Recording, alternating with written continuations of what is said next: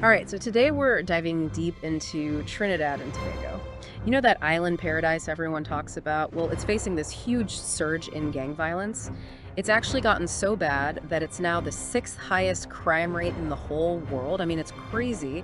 And you sent over some articles and research on this, and honestly, it's a lot more complicated than just what we see in the headlines. Like, we need to understand how a place known for being so beautiful and vibrant got to this point, and also what's being done about it, you know? Yeah, it's really one thing that's really striking is how the violence isn't just about gangs fighting over territory anymore. It's like it's woven into the whole fabric of the island, like its economy, its social structure, even its music scene. That's so true. And we see that playing out with the two main gangs. Rasta City, led by Prezi, is like this almost mythical figure, right? Yeah. And then you've got Six Gang, run by Tyson 6, who's got this very in-your-face style. And then there's that whole story about the diss track by Cayman 6. Some people say that's what really kicked things off. Oh yeah, that diss track is fascinating. Right. It really shows how social media just amplifies these conflicts. It's not even just about controlling the streets anymore.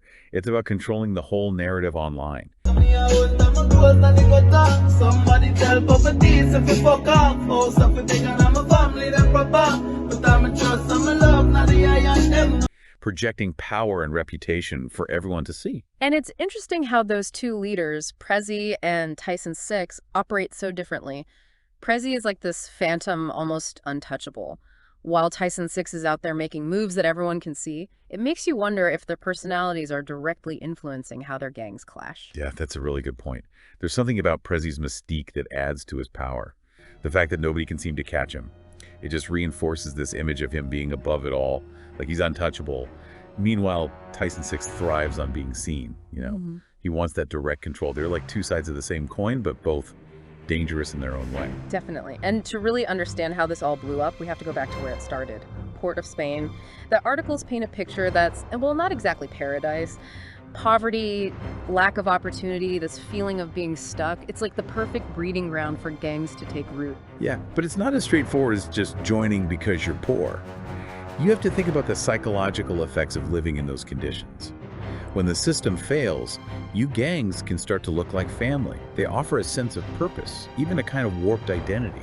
They fill a void that the rest of society isn't filling. It's almost like a twisted version of what a healthy community should be. And then you throw Cayman 6's diss track into the mix, directly challenging Prezi like that. That's not just a song, it's a huge act of defiance.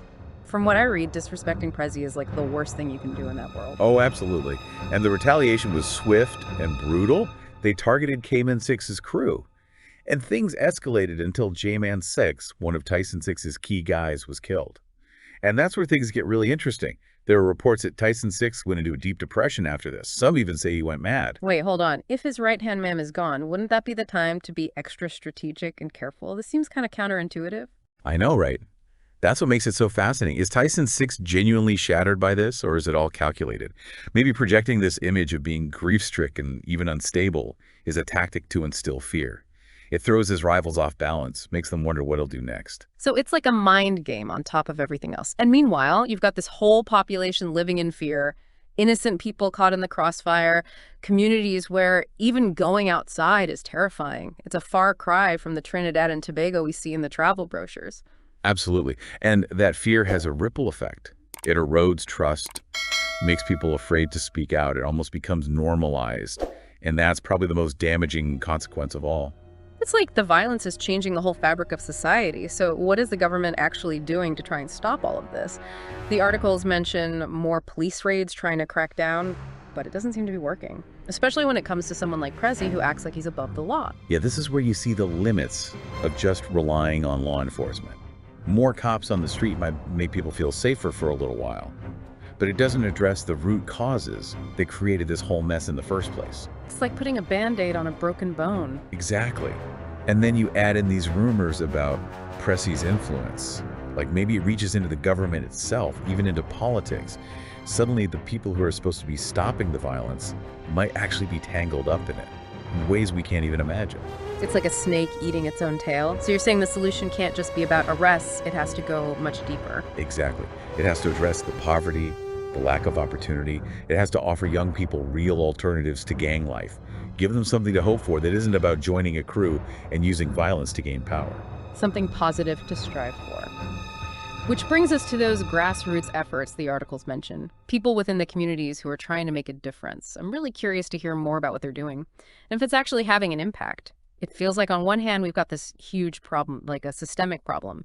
But then on the other hand, you've got these individuals, community leaders groups, trying to make things better from like the ground up. So what are they doing that's different, like compared to the government's approach? Well, the fascinating thing is that they're tackling this on so many different levels. It's not just about saying peace is good, you know? It's about actively creating spaces where peace can actually exist. So the research mentions things like mentorship programs, educational workshops, even peace marches.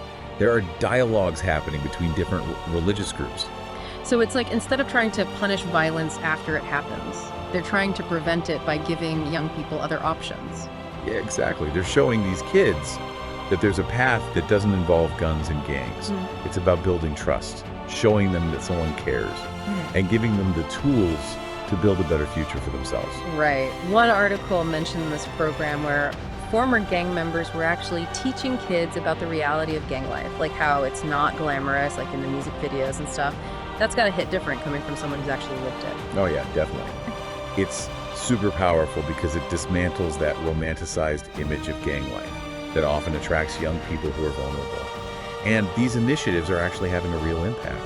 The research shows that youth violence is going down in areas where these programs are active. It's about taking back those communities, making them safe spaces again. That's incredible. It shows that even with all this chaos going on, there's still hope and people are actually making a difference. But it also makes you wonder, why isn't the government doing more to support these kinds of things? Right, that's the big question. I mean, to really scale up these programs would take a lot of funding. And political will, too.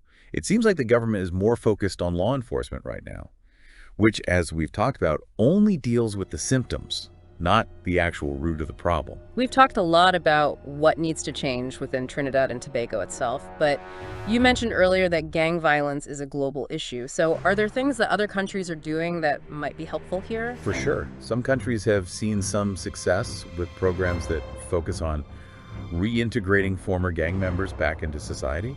So they offer job training education, even help with things like finding housing and counseling. It's about recognizing that people can change and giving them the support to actually do it. It's about breaking the cycle, not just punishing people. But we've also got this whole global network of criminal organizations. Guns are flowing across borders. How do you even begin to tackle something that big? Well, it requires international cooperation, sharing intelligence and coordinating law enforcement efforts. Cracking down on illegal arms trafficking is huge. Some regions have had success with joint task forces. They pool resources and expertise to go after these international networks. So Trinidad and Tobago can't do this alone. They need help from the outside. But that means admitting that there's a problem in the first place, right? Yeah, for sure. And that can be tough. It can feel like you're admitting a weakness. But recognizing that you need help is often the first step to finding a solution. So what about the government's role within Trinidad and Tobago? What needs to change there? I think there needs to be a fundamental shift in how they approach this whole issue. Instead of just reacting to violence, they need to be proactive. They need to address the root causes. And that means investing in social programs, education, and job creation initiatives. But that stuff takes time, and people are hurting right now. Is there anything the government can do in the short term to make a difference? Well, they could start by improving community policing, trying to build trust between law enforcement and the communities they serve. So officers would get to know the residents, understand their concerns, and work together to find solutions. So less like an occupying force and more like partners. Exactly. It's about shifting the focus from control to collaboration. And in the long term, the government needs to show that they're serious about investing in the future of these communities. That means not just throwing money at the problem, but creating real sustainable opportunities. Give young people a real chance to succeed. We keep talking about education and job creation, but what does that actually look like in practice? Well, think about vocational training programs. But they have to be tailored to the needs of the local economy. Apprenticeships that give young people hands-on experience in industries where there's a demand for skilled workers. So not just training them for jobs that might not even exist in a few years. Right, exactly. It's about anticipating future trends, preparing young people for jobs that will be in demand down the line. It's also about supporting entrepreneurship, helping young people with good ideas start their own businesses so they become job creators instead of job seekers. That's huge. creating a culture where young people feel empowered to create their own opportunities. Yeah, it's about shifting the mindset from dependency